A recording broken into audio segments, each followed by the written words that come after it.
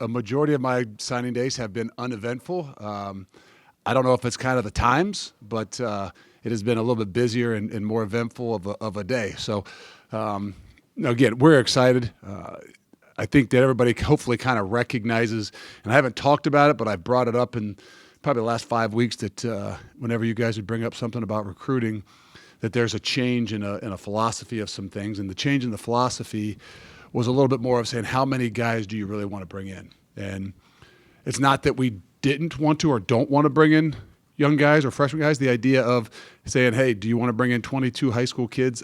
That's kind of shifted. And the idea of, hey, let's go with a higher value of guy, invest in them like you would do in a draft, and then maybe not take as many. Obviously, that means you can get a little bit older sometimes when you got to go the portal route, which is obviously a little bit more of the way of the world. I'm not saying you're going away from high school guys, but the idea was, hey, let's make sure the guys we're going for in high school, we're going to invest more in.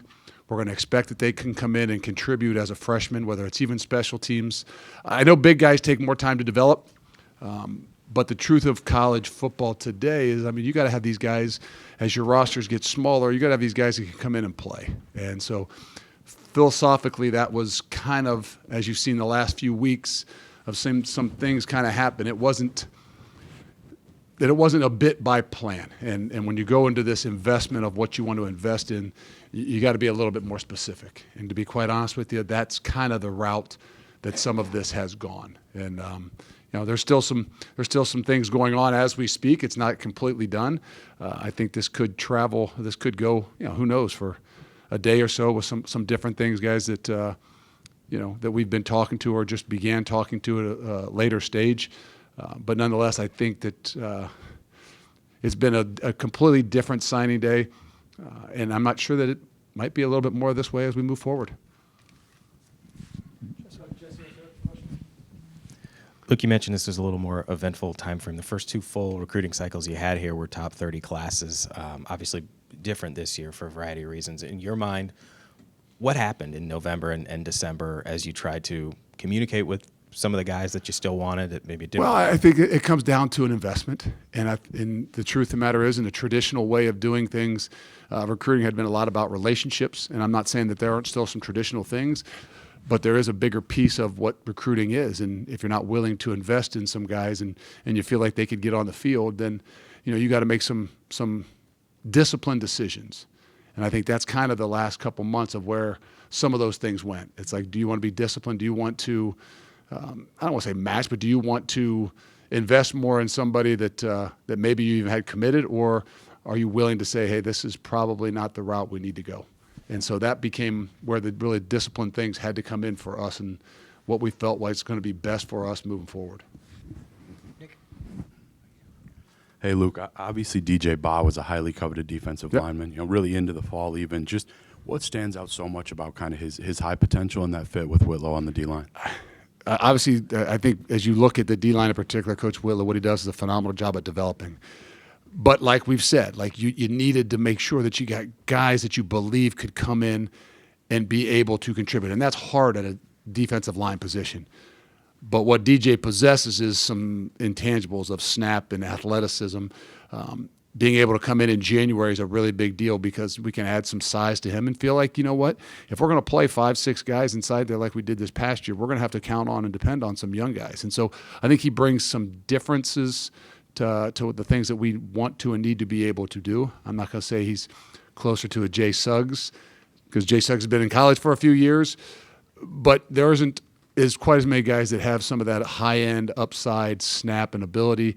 I think he's just scratching the surface. And so as you've seen maybe through the last 4 weeks, there's a guy where we were, hey, this is somebody we know we want and need and be able to keep. And there's some things that we got to do to be able to invest in him to get him here, and that's what we did. Mark in the second row. I know I got bumped back. They beat you to the punch. I know. That's a lesson for, future reference. In-state linebackers, this year you got Ben coming in. The last couple of years you've been able. That's one area for state players that you've been, that you've gotten recruits from. And I guess I'm wondering, what is it? Is there some common trait about Wisconsin linebackers that I hope it's very contagious? I hope it's very very similar, and Ben was a guy that we knew about, I think, obviously for quite a while. I think he's been here for camp both the sophomore and junior year, and was a guy that we liked. And sometimes it's hard because you're a little bit slower on those in-state guys, but was a guy that eventually we say, hey, this is a guy that we feel like can fit the mold of what it is we're doing. And I give a lot of credit to Ben too. I mean, when you have some younger guys, in particular 2 freshmen that do play a bit, and even a redshirt freshman in Tommy Heiberger, and to still be like, okay, everybody wants to play, and they do see what's in front of them as they walk in the door. He didn't worry. I know being from here has obviously something a little bit more, but he never wavered, and that's what you love about him. And the ability to come in early and be here in January is a really big deal as well. And he plays at the highest level of football and really played really, really well his senior year.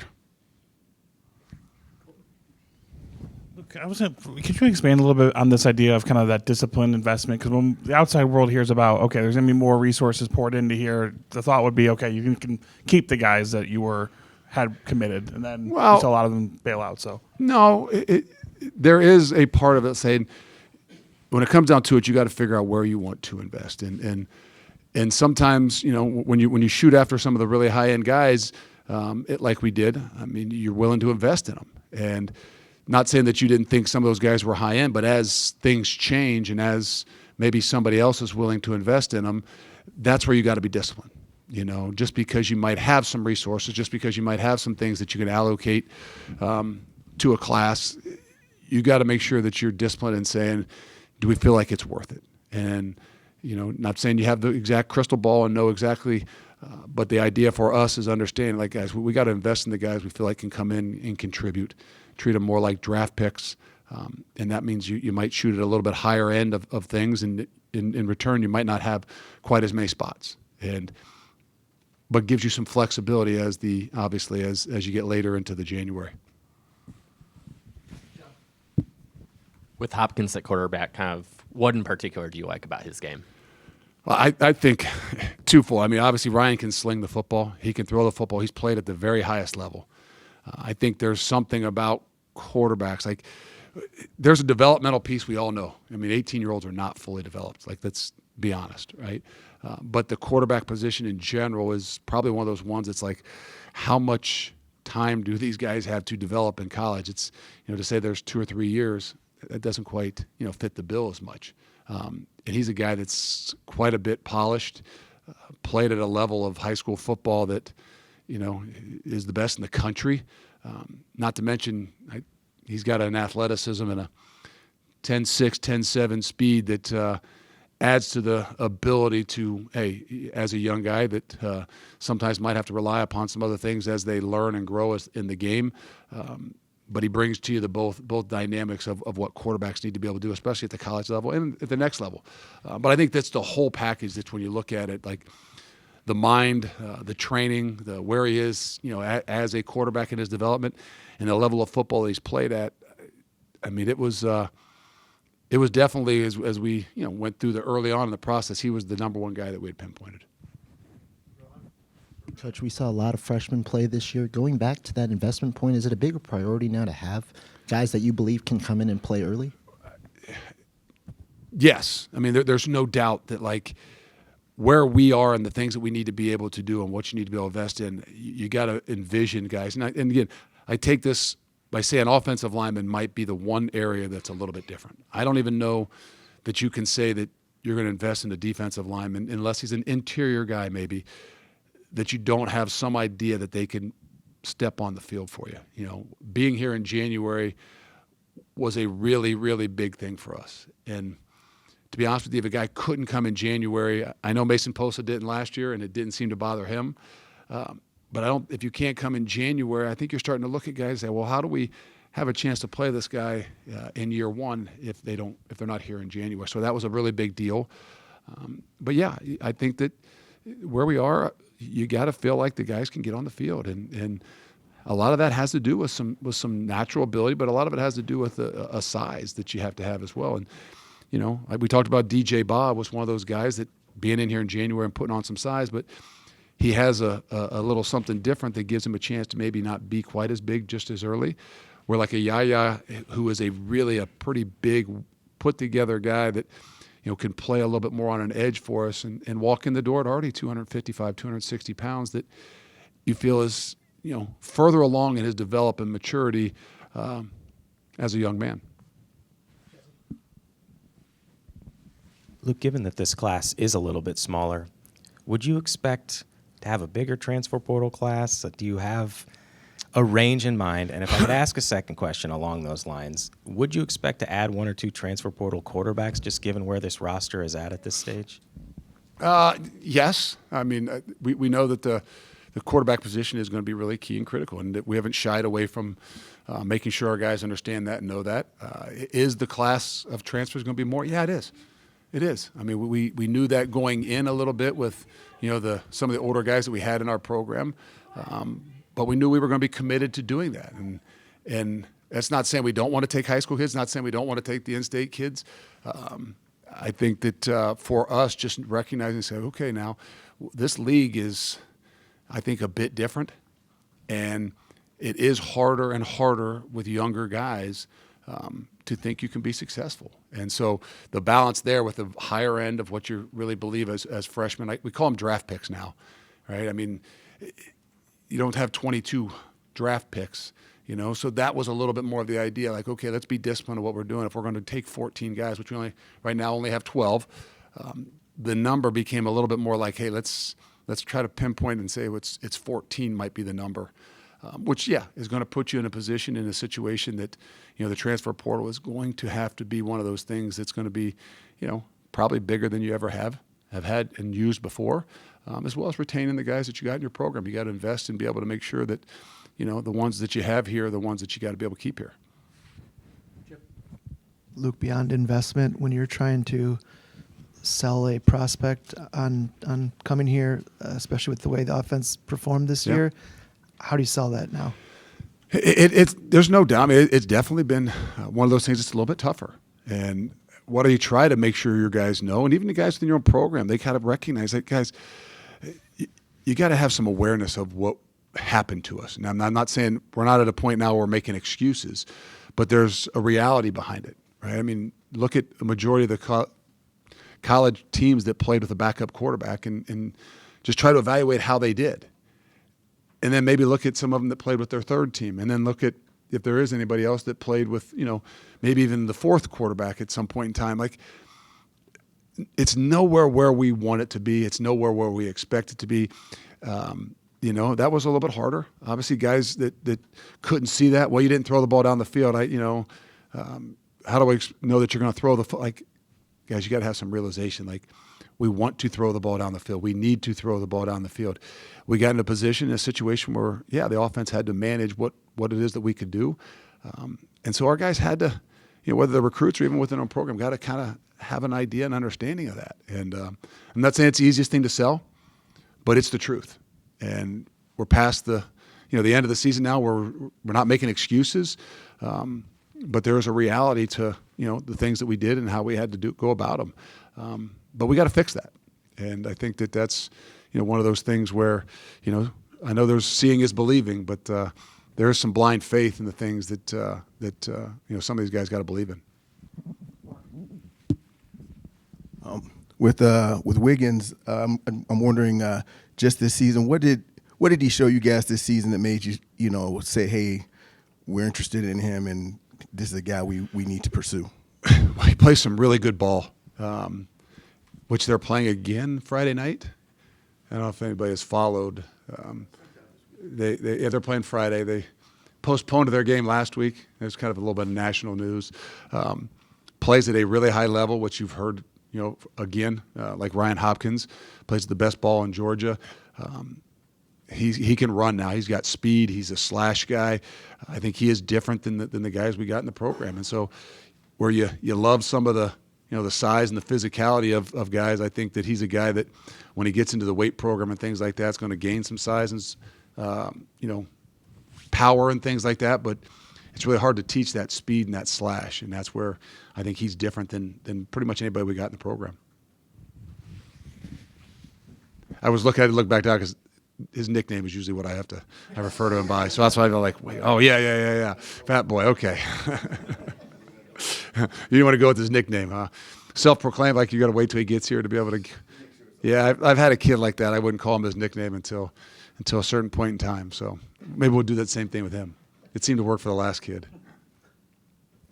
I'll say, Luke, just I know the transfer portal's not officially open until January, but just right now after Minnesota, just what's it been like? Just obviously high school recruiting, trying to lock in whatever recruits you can, but also have you had to split your time between that and having conversations about player retention and? Oh yeah, I mean, guys, this hasn't been like, okay, you finished the game, you got back late.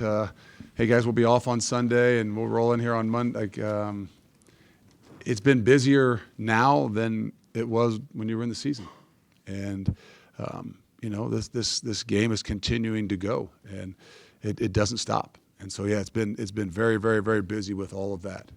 There's a part of, as you guys all can believe and understand, like. This landscape is quite unique, and it doesn't shy away from anybody. Everybody's having to deal with it, maybe some different in different ways.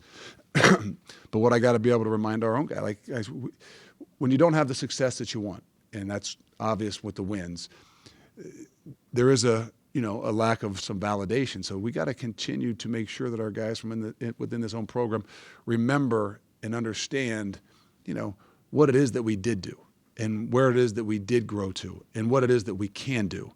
And so, yeah, this process of making sure, first and foremost, that you keep the guys within your own program, recruit the ones that are here and invest in the ones that want to be here and the ones that you need. I don't know that that's ever going to stop, whether you're, I've had a couple, not a whole bunch of conversations, but conversations with guys that are playing this weekend, guys that, people that are going to be in the playoffs, and they're dealing with the same thing that we're dealing with, maybe having to go about it a little bit different based on, how your season went, but it's the true reality of where college football is today. You talked about him a little bit, Luke, but Yaya, seems to possess a little bit of kind of that mean nastiness that I know Matt Mitchell looks for. Just what do you love about that pairing and maybe what he can bring on the edge? I think Yaya's a guy that can come in here. He's going to be here in January, come in here.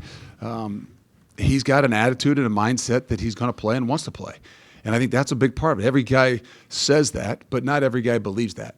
And I think through this entire process, he was a guy that we had pinpointed early. Obviously committed someplace else, and then opened it back up and was a guy that we were right back on because we felt that way about him last year.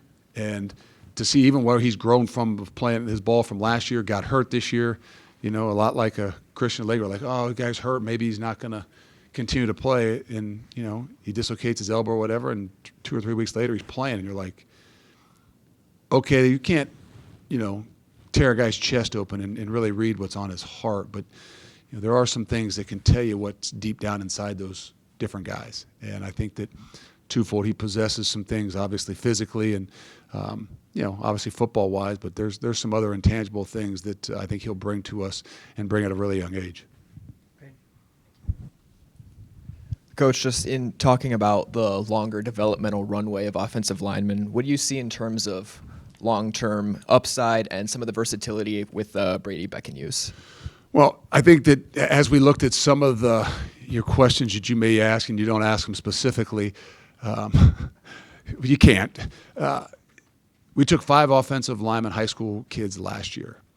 So as we kind of got into it, you start to look at it like, okay, now to take a bunch of high school kids back to back might not be the best thing for your program. I think that that's where that development piece is so still a big part of college football, even though, things are accelerated a lot more. That offensive line position is one of those. So by the guys we took last year, I think in who they are and what they can bring, it gave us a chance to say, okay, let's make sure specifically we know what we're looking for O-line wise if we're going to take a high school kid.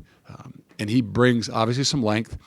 There's this other intangible thing that you can't always tell by ripping a guy's chest open, but when you just watch some film, well, how good is the ball in Boston, and what is he playing against? Like, well, he's not playing against what Ryan, Hopkins is playing against, or maybe even, Wiggins is playing against. But like, there's a there's a finish ability, there's a tough and nastiness that he possesses that I think give him a great opportunity, whether he can play at a really young age or not. I mean, that's difficult, as any bit, even coming in early as a freshman to play at the offensive line position. But he possesses some things that I don't think you can teach. And so that's first and foremost, but also there's a length to him. I think he did play a couple other sports. Anybody know? Yeah, he was a wrestler too. He 31-4, 34, I don't know. Did he lose 4? Whatever it was. That might have had a little something to do with, hey, I think I really do like this guy. But no, he was a guy that, obviously we maybe weren't on originally and was committed someplace else. But when we watched him, liked some real intangible things about him. Luke, you mentioned that number 14, 12 guys we're talking about right now, but how confident are you in the next hour or to Friday that he'll be adding more to this class? I don't know. Again, we've got to be smart in some of those things that we're doing, and that's where the discipline's really got to come in, And so I don't know. I'm going to tell you that it's not going to stop, that not everybody probably signs today. I don't think we'd heard about that for a few years, right? I mean, like it'd been a pretty anticlimactic signing days in a lot of ways. I feel like this may be a little bit more of the trend. I mean, there was one or so even that might not have been till a little bit later. Just, well, why did we wait so? Well, there's some more things today that that go into the language of not just signing a national letter of intent that has been the same national letter of intent for the last 55 years, that maybe hold up some of those things as you're trying to get them specifically right. Like, well, I don't know why we would wait till some of the last week to do those things, but that's just kind of where the things are going. And so those kinds of things have been eventful, and I think will continue to be a bit more eventful until at some point in time we can get some uniformity in saying, okay, college football, here's what you sign on signing day, right? Whether it's an NLI or a standardized college football contract that doesn't exist. Luke, you got two receivers, Zion and Keyshawn. Can you speak on them? Are they similar, or do you see them bringing different elements? They bring a little bit different elements. I think obviously both of them can run, but I think that both are a little bit bigger in size than what we were looking for.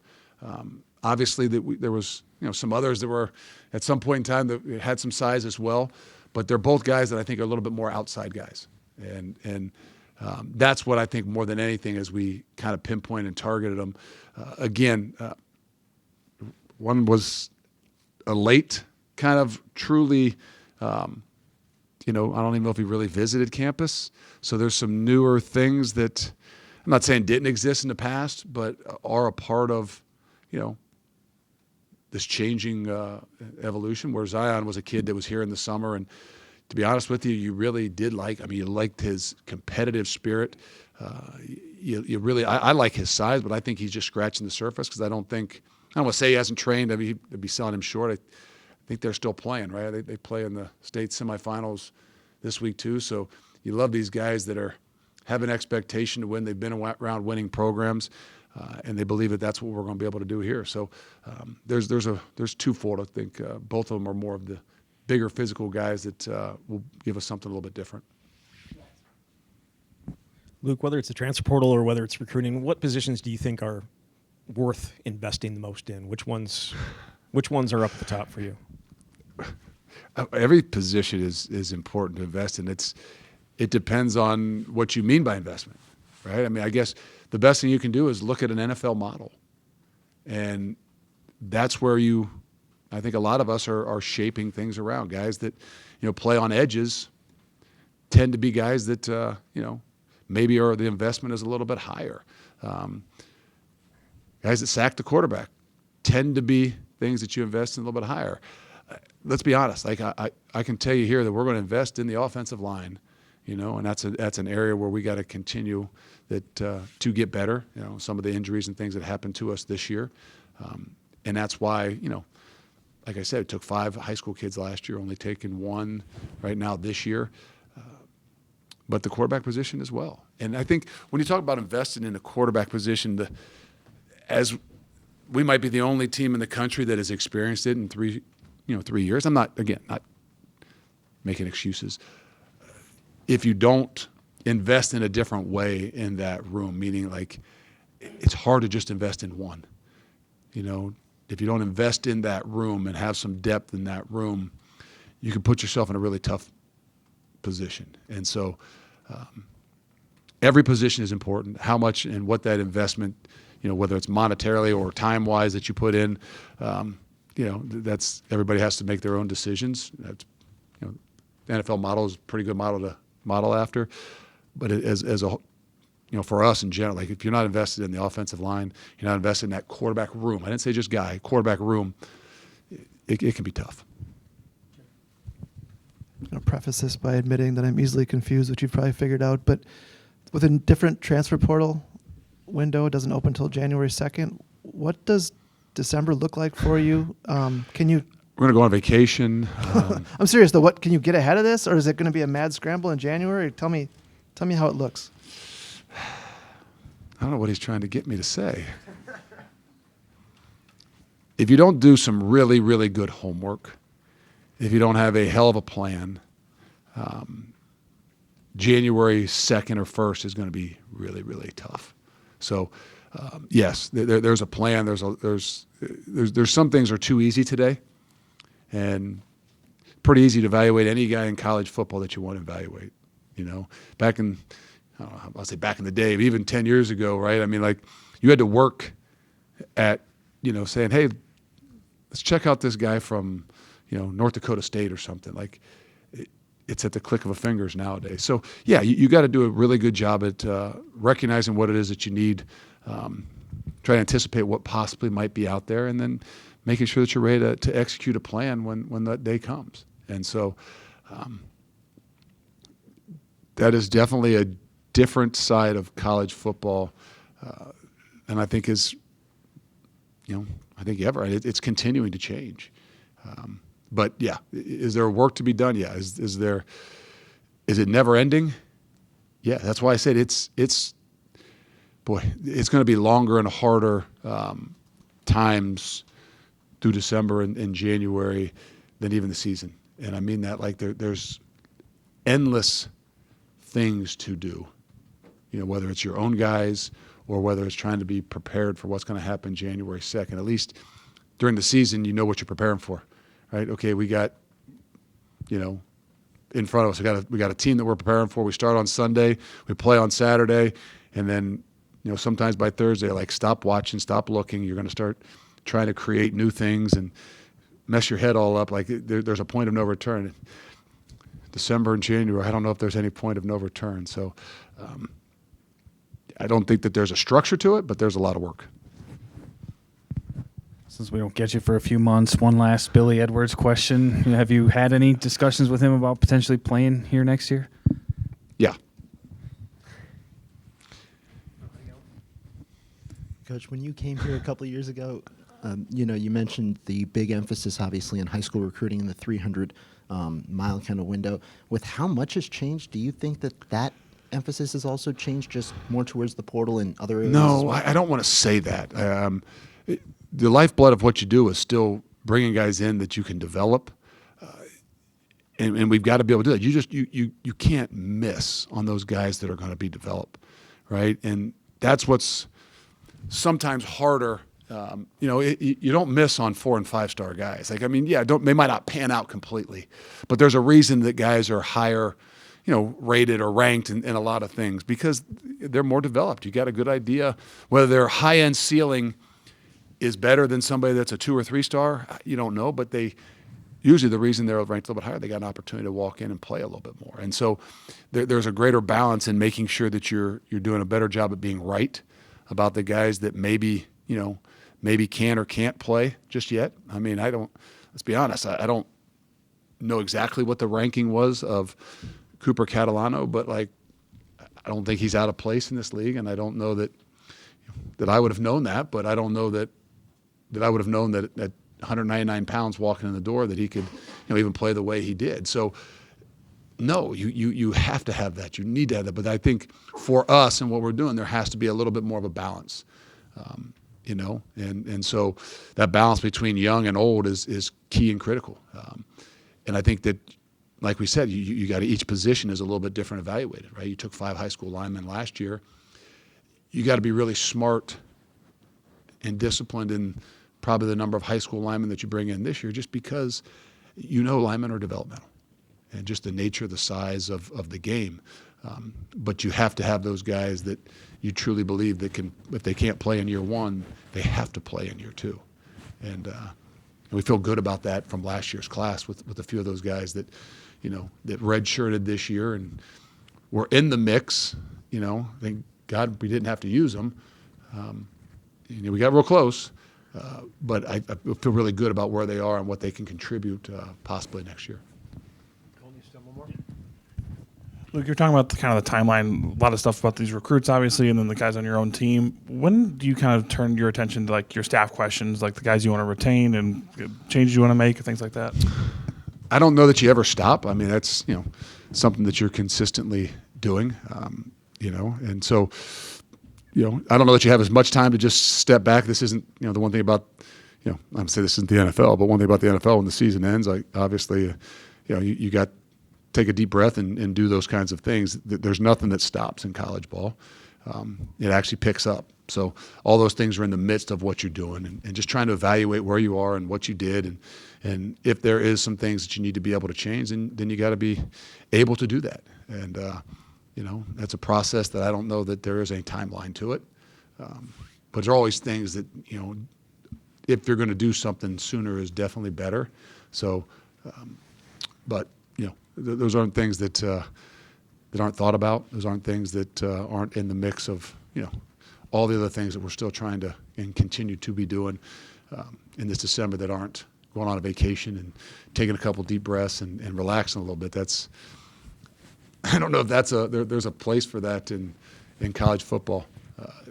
That's probably, if you'd say what's some of the changes as much as anything, like there really is no break time in college football, and maybe hopefully that summer little span there still is something that they make dead for recruiting, but boy, it's changed quite a bit.